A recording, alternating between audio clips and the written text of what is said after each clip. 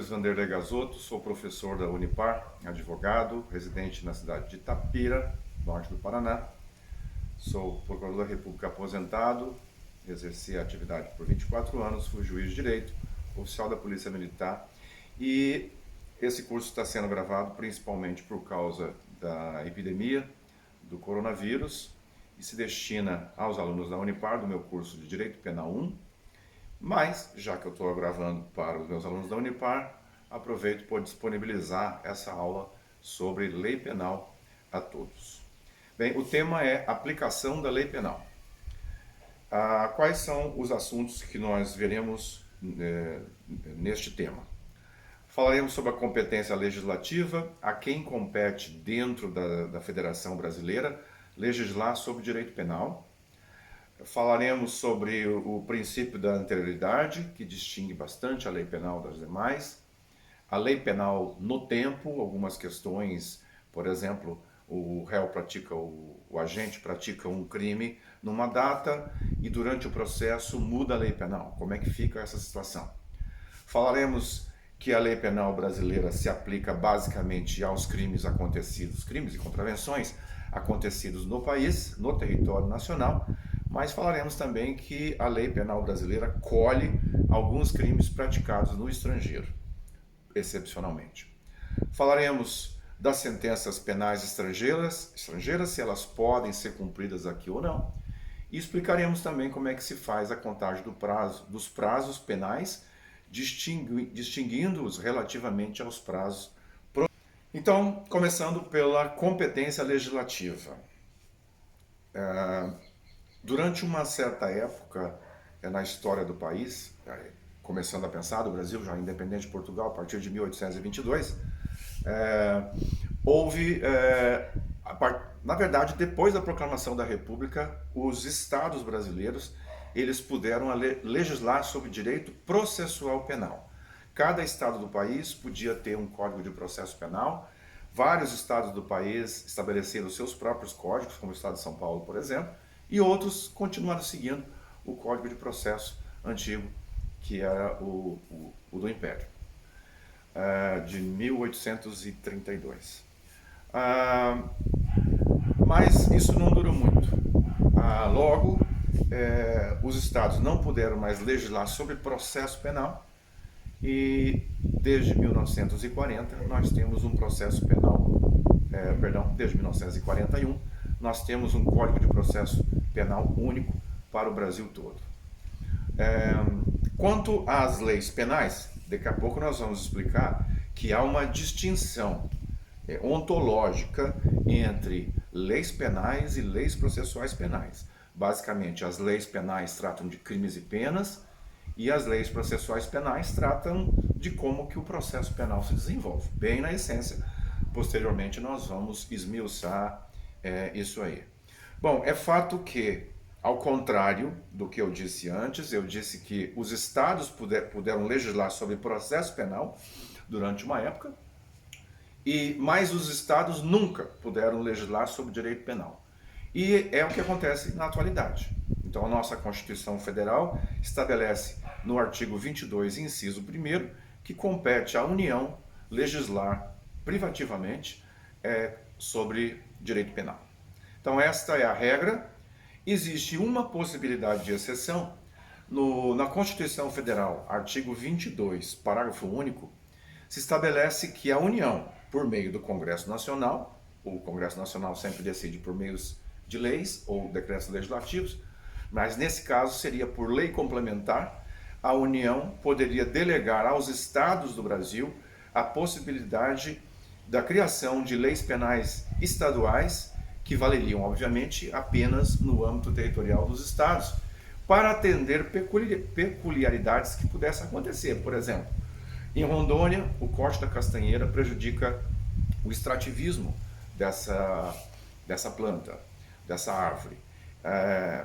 Prejudica várias pessoas que não têm outra renda às vezes. Então, o corte da castanheira poderia merecer um tipo penal especial para, quem sabe, se prevenir da ocorrência desse corte. Então, seria o caso, talvez, de o estado de Rondônia motivar o Congresso Nacional a, por meio de lei complementar, permitir que o Rondônia legislasse sob o corte da castanheira. Bom, isso é apenas uma hipótese. Na prática, isso nunca aconteceu. Então, nós não temos leis penais estaduais e, obviamente, muito menos leis penais municipais. Só compete à União legislar a respeito de direito penal e essa exceção referida, ela nunca foi empregada no país. Bom, quais são os veículos de transmissão de normas penais? Obviamente, as leis ordinárias são as leis comuns votadas no Congresso Nacional pelas duas casas. Elas são a fonte principal. Mas nós temos também, como nós já estudamos em outro curso, que a própria Constituição Federal ela estabelece algumas regras de direito penal, como, por exemplo, quando ela considera o crime de racismo imprescritível, quando ela não permite a liberdade provisória para algumas espécies de crime. Então, a própria Constituição tem algumas regras e alguns princípios de direito penal. Então, a Constituição também é uma fonte de direito penal. Temos as leis complementares. As leis complementares, elas sempre têm como referência a Constituição e elas vêm exatamente complementar algum tema que a Constituição, que os constituintes entenderam que mereceriam um tratamento diferenciado. Então, o procedimento, a votação das leis complementares, ela é um pouco diferenciada. Ela exige uma maioria diferenciada e justamente para dar um pouco mais de segurança a respeito daquele assunto que tem tratamento na Constituição. É proibido que uma lei complementar trate de direito penal? Não, não é proibido. Não é assunto típico. Por exemplo, a lei do sistema financeiro explica quais são os órgãos que compõem o sistema financeiro, como é que é feita a fiscalização do sistema financeiro. Ela estabelece lá no finalzinho, se eu não me engano, no artigo 10, ela estabelece um tipo penal a respeito de quebra de sigilo financeiro. Só está aquela norma ali, só um artigo a respeito desse crime. Então, o veículo ordinário de direito penal, que estabelece crimes e penas, são as leis ordinárias, as leis comuns, não as leis complementares. E qual é a diferença entre leis complementares e leis ordinárias? Agora há pouco eu disse que o procedimento é diferente, a votação das leis complementares é diferenciada e sempre tem por objeto um tema constitucional. Mas o sigilo financeiro não é um tema diretamente constitucional. Ok, esse crime do artigo 10 da lei dos crimes, lei que trata do sistema financeiro, nós não vamos considerá-lo válido porque ele veio numa lei complementar? Não, vamos aproveitar sim uma lei complementar para às vezes trazer alguma norma penal. O que vai acontecer é que para se revogar uma lei complementar, só uma segunda lei complementar. Agora, quando se tem um assunto de direito penal que não era para ser veiculada por meio de lei complementar e veio numa lei complementar, essa norma não receberá o status de lei complementar. Ela vem numa lei chamada lei complementar, mas o status dela, o valor hierárquico dela no nosso ordenamento jurídico, não será de lei complementar. Portanto, bastará uma lei ordinária para revogar aquele tipo do artigo 10 da lei do sistema financeiro. Então, pode ser que sim, como esse exemplo, que uma lei complementar venha trazer alguma norma de direito penal. Os decretos, resoluções e portarias, a priori, não podem ser utilizados como fonte de direito penal. Entretanto, nós temos as exceções. Temos os decretos de indulto presidenciais, o presidente da República, ele por ele mesmo, ou por algum ministro, ou pelo Procurador-Geral da República, ele pode baixar um ato concessivo de indulto, como acontece quase sempre nos casos de indulto natalino, quando os presos, que já cumpriram uma parte da pena, eles recebem uma espécie de prêmio. Então, os decretos presidenciais, eles de fato podem, neste caso, tratar de direito penal, concedendo indulto. O que os decretos presidenciais não podem fazer é modificar o Código Penal. Não pode estabelecer crimes, nem novos crimes e nem novas penas. Mas a respeito de indultos, sim, esse é o veículo ordinário para a concessão de indultos pelo Presidente da República. Quanto a resoluções portarias, elas não podem também servir de fonte de direito. E por que os decretos presidenciais não podem ordinariamente ser fonte de direito penal, nem as resoluções, nem as portarias? Por causa do princípio da segurança jurídica, por causa do princípio da anterioridade legal. Ninguém pode ser punido senão por crime já previsto na lei. Então, o direito penal, o próprio Constituinte estabeleceu que crimes e penas são estabelecidos por meios de leis ordinárias. Voltando à questão das resoluções e portarias, eventualmente elas podem ser um complemento de uma norma penal. Então, nós temos a figura das normas penais em branco, que exige um complemento para a sua aplicação. Então, eu vou dar dois exemplos aqui. Um exemplo, na lei dos crimes tributários, a lei 8.137 de 1990, essa lei trata de crimes tributários e trata de alguns outros crimes. Mas o artigo 1º é o que nos importa. Lá diz: constitui crime contra a ordem tributária suprimir ou reduzir tributo. Muito bem. E o que é tributo? Tributo... Peraí, deixa eu abrir o Código Tributário Nacional, Lei 5.172/66, artigo 5º diz: são tributos as taxas, os impostos, as taxas e as contribuições de melhoria. Então, para fazer a aplicação do artigo 1º, que é o crime de sonegação fiscal, nós tivemos que recorrer a uma outra lei. Então, fala-se que a lei 8.137, nessa parte que não explica o que é tributo, ela é uma norma penal em branco. Ela precisa ser complementada, neste caso, pelo Código Tributário Nacional. Um outro exemplo é a lei antidrogas. A lei atual é a lei 11.343 de 2006, e ela diz, entre outros, eu suprimi algumas partes, mas vamos ao que importa. Então, lá, o crime de tráfico de drogas. Artigo 33, importar, exportar, pulei alguns, adquirir, vender, ter em depósito, transportar, trazer consigo drogas. Ok, mas quais são as drogas proibidas? As drogas proibidas, elas estão numa relação, numa portaria, nesse caso a portaria 344 do SVS, da Vigilância Sanitária do Ministério da Saúde. Então, fala-se que o artigo 33 da lei antidrogas, como também o 28, que fala do porte para uso próprio, são normas penais em branco. Bom, vocês viram que no primeiro exemplo, o complemento da norma penal em branco, que no caso era o tributo, veio por meio de uma lei. Então nós chamamos essa norma penal em branco, que precisou de uma outra lei em sentido próprio, para ser complementada, de norma penal em branco homóloga. Por que homóloga? Porque elas têm a mesma natureza. Lei, que é o Código Tributário, que é a Lei 5.172, que complementou a Lei 8.137 de 1990 dos crimes tributários.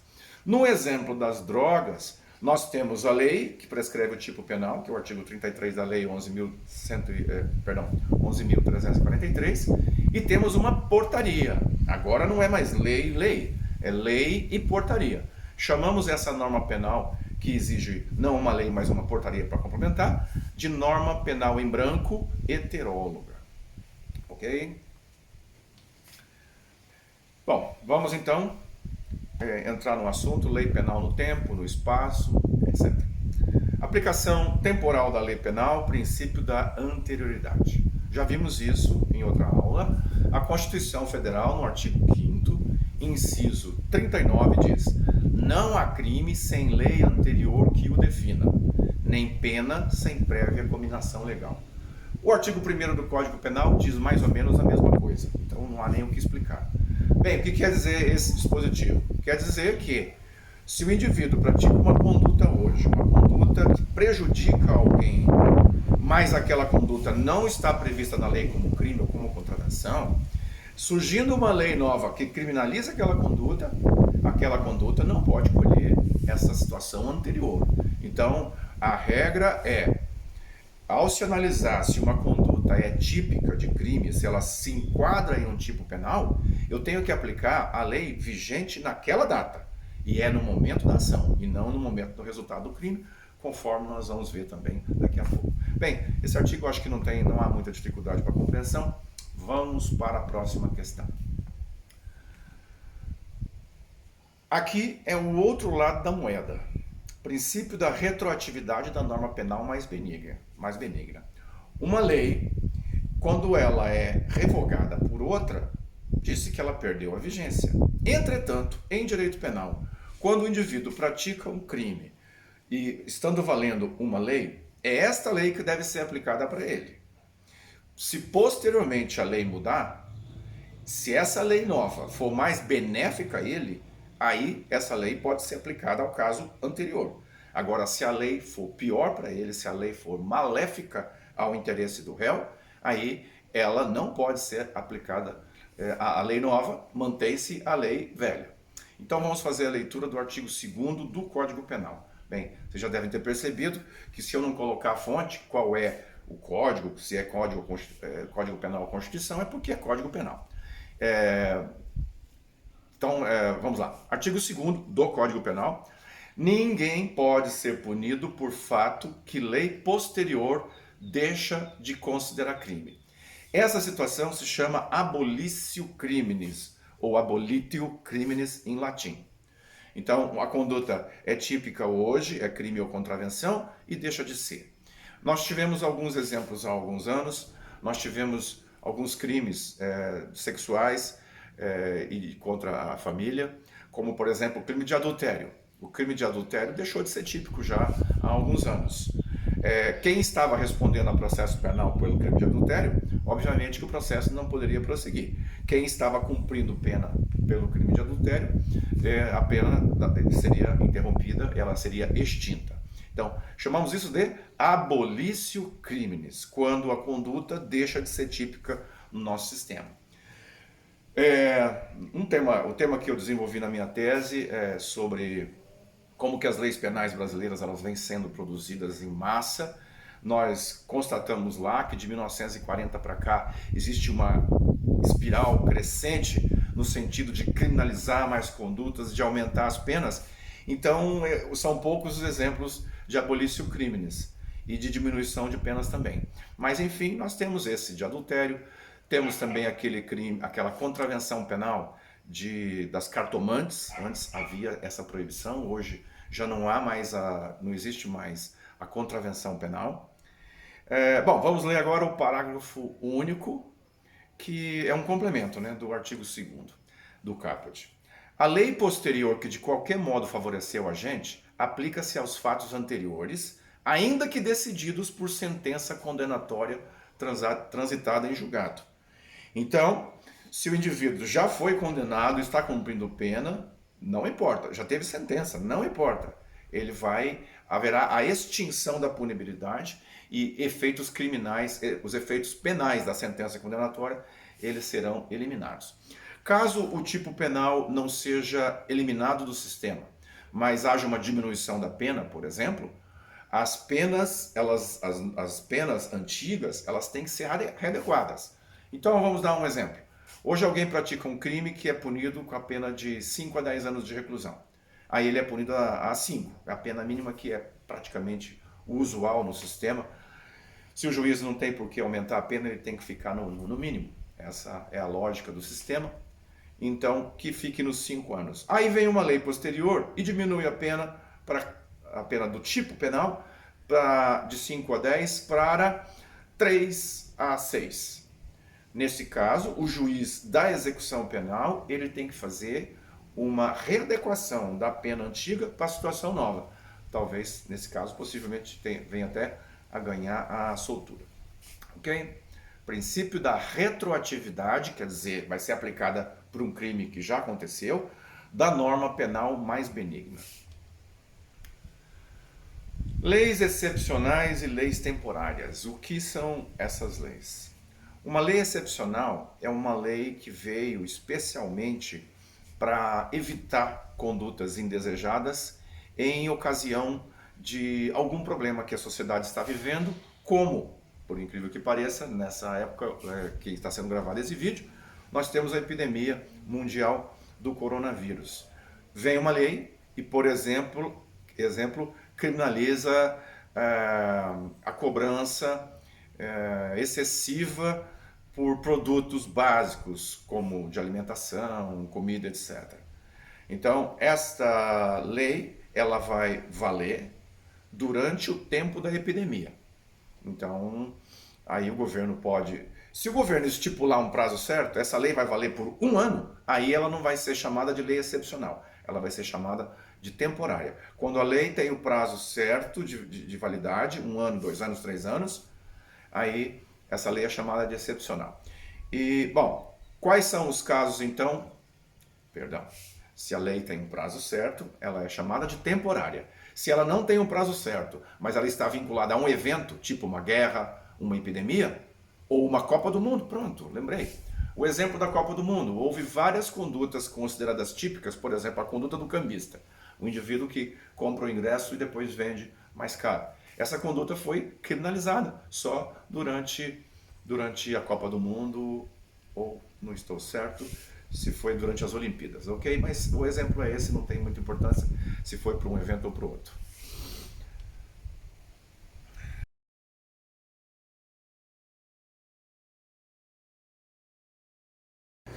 Faltou destacar o mais importante a respeito das leis temporárias e excepcionais.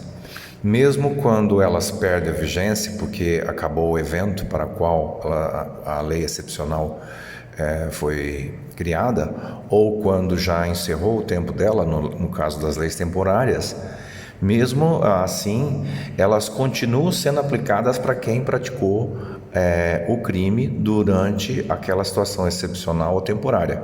Ou seja, ela, mesmo depois da sua extinção, esta lei ela não provoca a abolição criminis. Aplicação temporal da lei penal.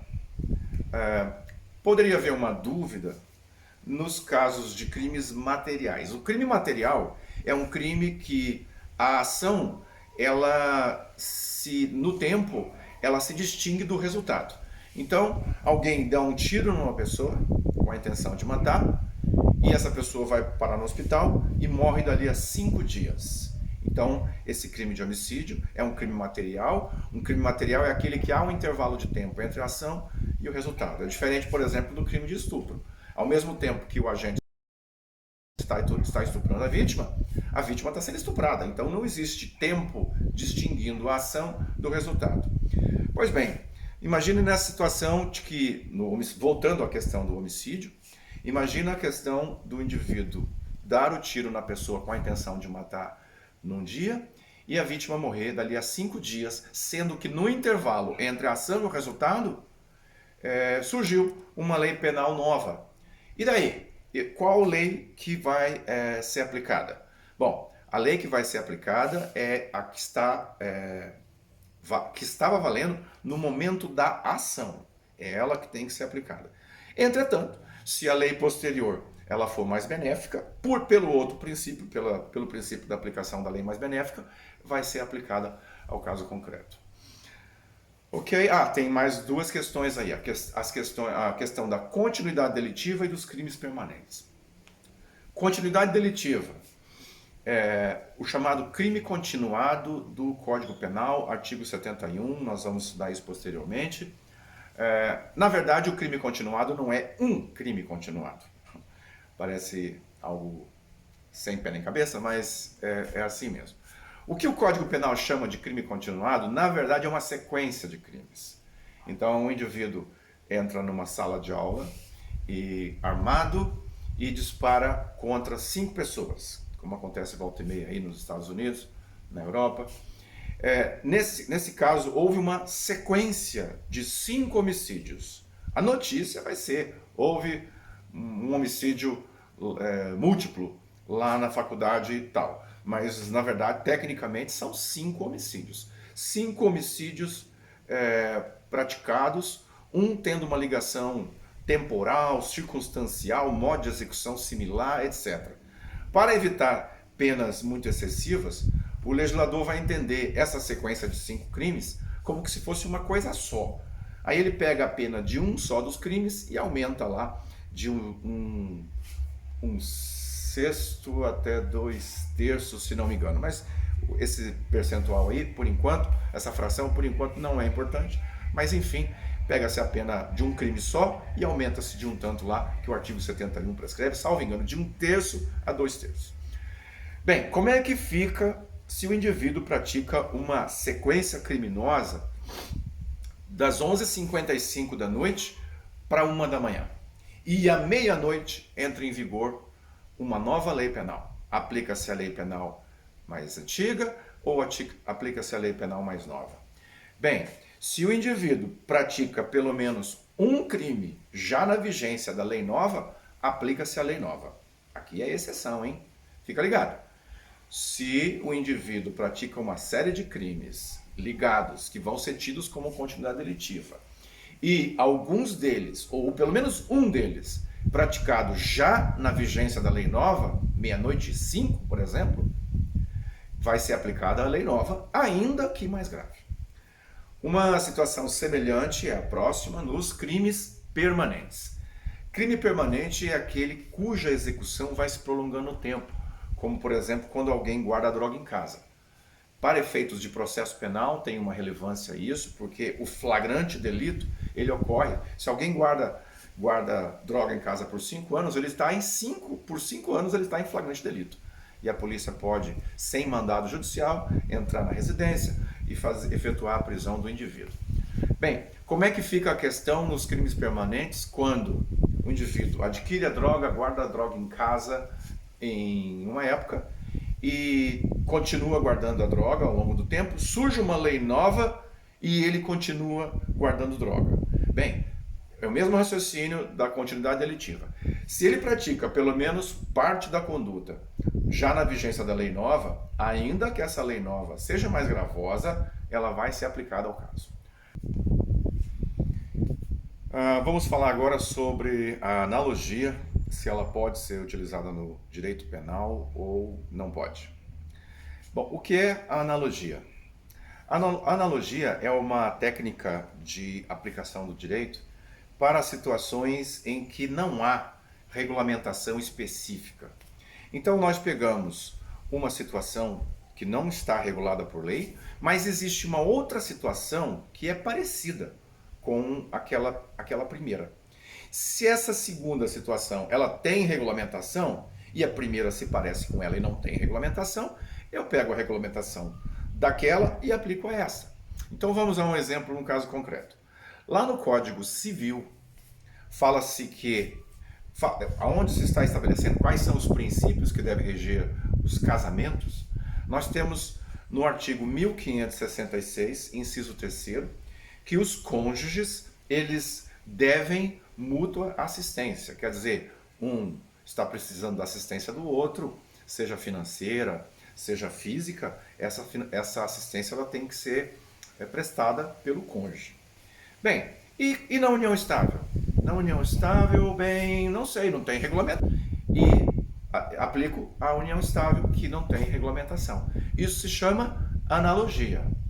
As situações aí, casamento e união estável, são situações análogas. Para situações análogas, aplica-se o mesmo direito.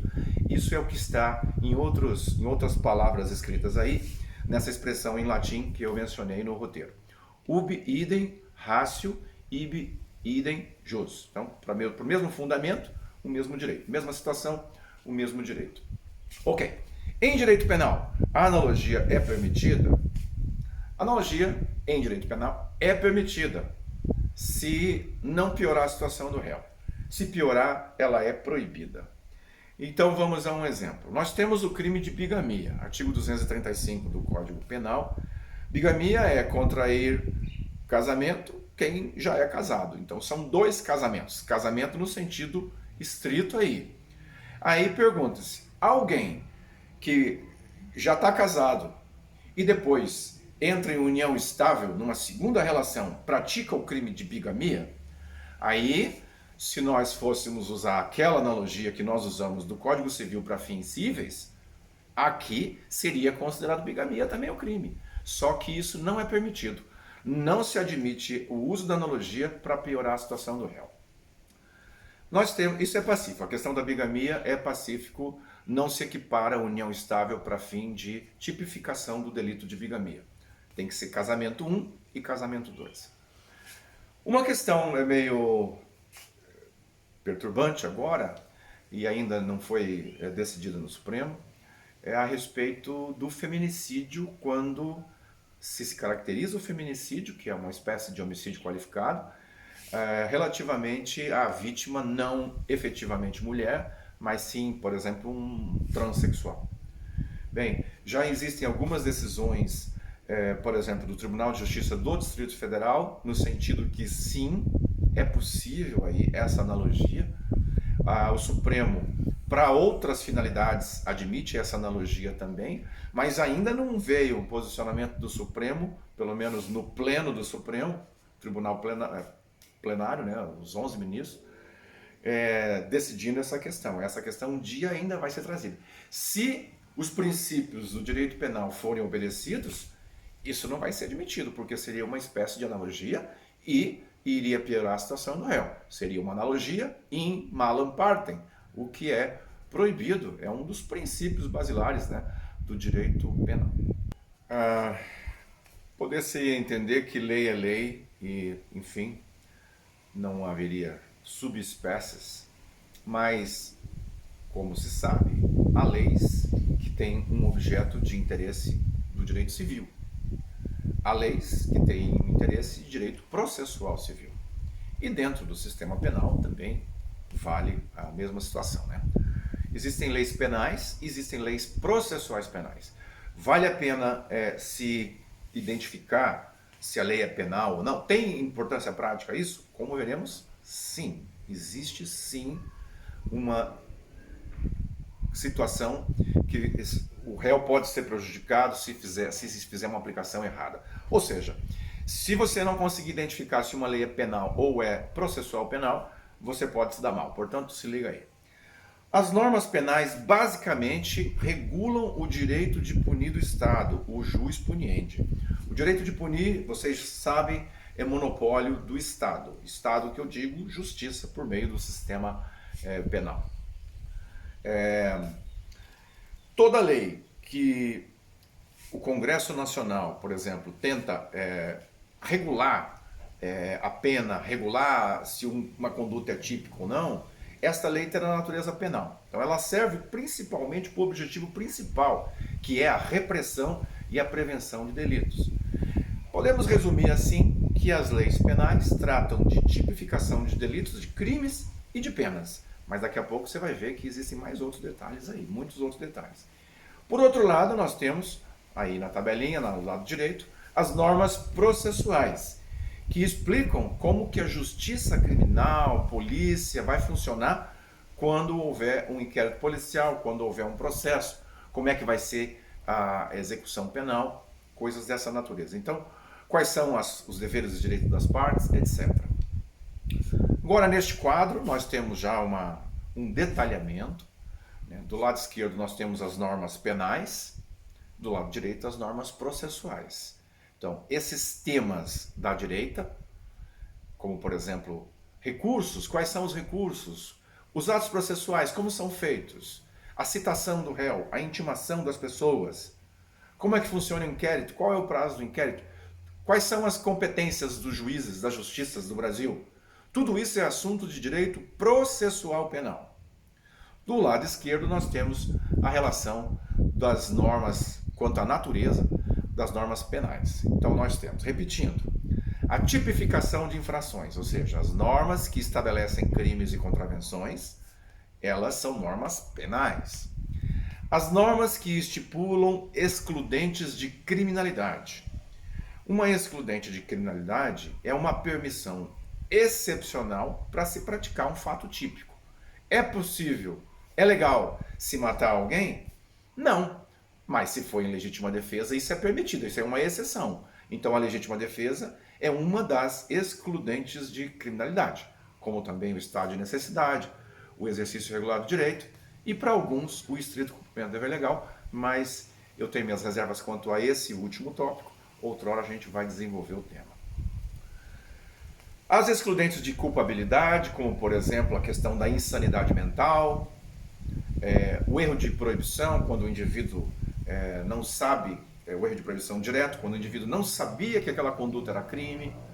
Ah, mas espera aí, como é que é? O cara não sabe que é crime, daí vai ser absolvido por causa disso? Eventualmente sim. Existem tipos penais no Brasil que são bizarros, que só existem aqui. Como, por exemplo, tipificaram o uso da palavra couro com um adjetivo para designar algo que não é couro, que não é pele de animal. Então, tecnicamente, couro é pele de animal. Aí você chega numa loja, está lá escrito assim, couro sintético, couro vegetal. Isso é crime. Você adjetivar a palavra couro para designar algo que não é pele de animal, isso é crime e possivelmente só no Brasil que existe esse tipo. Se um comerciante de um arama, de qualquer lugar, pratica essa conduta, ele pode muito bem falar, puxa vida, eu não sabia que isso era crime. Então, nesse caso, havendo uma justificativa plena, ele vai ser absolvido por uma excludente de culpabilidade chamada erro de proibição direto, que nós vamos estudar outrora. Então, as normas que tratam das excludentes de culpabilidade, elas são normas penais. Punibilidade. Às vezes a conduta é crime, é um fato típico, se enquadra na lei, não tem uma excludente para favorecer o indivíduo de criminalidade, nem uma excludente de culpabilidade. Aí o indivíduo pratica crime. Mas, de repente, o crime está prescrito. Então, não há punibilidade. Então, as normas que tratam de punibilidade, como as normas que tratam de prescrição, de decadência, de morte do réu como causa extintiva de punibilidade, são sempre normas penais. As normas que tratam da imputabilidade, como as da insanidade mental, também são normas de direito penal. As normas que tratam das penas, quais são as penas, a forma de execução das penas, a quantidade de valor, se for em dinheiro, das multas, ou em anos, meses, se for pena privativa de liberdade, também são veiculadas por meio de normas penais e não processuais penais. Próximo item, medidas de segurança. Quando o réu reconhecidamente era insano ao tempo do crime, ele terá praticado o fato típico que se enquadra na lei como proibido. Ele não tem permissão excepcional para matar, só pelo fato que é louco, mas ele não merece pena porque ele não sabia o que estava fazendo, porque era louco. Então, nesse caso, ele vai ser absolvido pela excludente de culpabilidade da insanidade mental. Entretanto, ele vai receber uma medida de segurança. Se ele praticou um crime punível, um fato típico punível com reclusão, ele vai receber, no mínimo, 1 ano de medida de segurança. Depois de 1 ano, ele pode ser submetido a uma nova perícia pelo psiquiatra e daí, eventualmente, ele pode passar para o regime ambulatorial. Enfim, hoje nós temos 2 medidas de segurança, em regime fechado e em regime ambulatorial. Então, as normas que tratam dessas medidas de segurança, quantidade de anos, etc., forma de cumprimento, essas normas são de direito penal. E, por fim, as normas que tratam do direito de ação. Por exemplo, quando morre a vítima, quem é que tem direito de entrar com uma eventual ação penal privada, ou quem é que tem direito de ser o assistente da acusação? Bem, aí nós temos, lá no Código Penal, nós temos um rol de pessoas que são legitimadas a tanto. Temos o cônjuge da vítima que morreu, ascendente, descendente ou irmão. Então, essas normas que explicam quem é que tem o direito de ação aí, essas normas são de direito material. Esse tipo mesmo vai ter... É muito importante você identificar se ele é de penal ou não, porque, por exemplo, poderia vir a pergunta, um tio, ou vamos supor que a vítima não tivesse ninguém, como no caso do Clodovil, daquele famoso costureiro brasileiro e televisivo, chamado Clodovil, depois foi deputado federal. Quando ele morreu enquanto deputado federal, ele não tinha cônjuge tecnicamente. Ele era homossexual e vivia com outro homem. Aí se pergunta, o companheiro dele poderia aí entrar como cônjuge? Aí, olha, se você dissesse que sim por analogia, essa analogia favoreceria o réu ou pioraria? Pioraria, né? Então não pode. Analogia em Malum Parte não. Se você não soubesse que essa norma ela seria penal e achasse que fosse processual penal, caberia analogia, ok? Então aí está uma prova da importância, tem um pernilongo me pegando aqui, prova da importância de você entender se uma norma é penal ou processual penal. Então, meio que decorem essa tabelinha, ok? Bom, agora eu vou dar dois exemplos, além desse exemplo que eu acabei de dar, eu vou dar dois exemplos de que às vezes até o próprio legislador ele acaba se embananando um pouquinho e às vezes o Supremo é chamado para falar se aquela norma é constitucional ou não. Então vamos lá. A Lei dos Juizados Especiais Cíveis e Criminais, ela é de 1995 e ela criou, principalmente para o direito penal, duas importantes novas causas de extinção da punibilidade.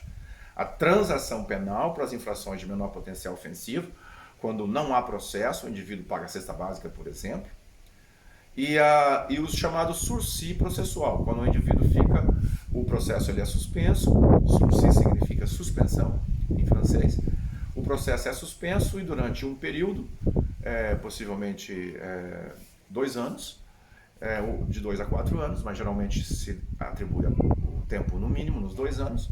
Durante esses 2 anos o indivíduo tem que cumprir algumas obrigações, tipo prestar serviço à comunidade, etc.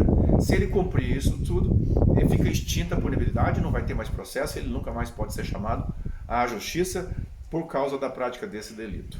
Bem, não existia até 1995 a possibilidade da transação penal e do sursis processual, que no final, se eles forem cumpridos, vai provocar o quê? A extinção da punibilidade. Então pensem, um agente que em 1994, antes dessa lei, ele praticou um delito. Aí, no curso do processo dele, surge a lei nova. Aí a lei diz no artigo 90. As disposições desta lei, 9.099, não se aplicam aos processos penais cuja instrução já tiver iniciada. Então, para os processos que estavam em curso, a lei disse, não, para os processos em curso não, só para os processos novos. Mas o Supremo disse o seguinte, as disposições penais mais benéficas desta lei têm que ser aplicadas retroativamente, independentemente da regra do artigo 90. O Supremo reconheceu a inconstitucionalidade parcial do artigo 90 quando nega a possibilidade da transação penal e do sursis processual para quem já tem o processo com a instrução em curso, que é a instrução, aquele conjunto de atos que é realizado com a intenção já de descobrir a verdade, como inquisição de testemunhas, etc. Então o Supremo disse, não, isso é inconstitucional. A lei nova, penal, não é processual penal, penal, mais benéfica, aplica-se para trás, independentemente. Isso é um princípio constitucional. Então não teve como o artigo 90 ser mantido e ele foi tido como parcialmente inconstitucional. Um outro exemplo é o artigo 366 do Código de Processo Penal.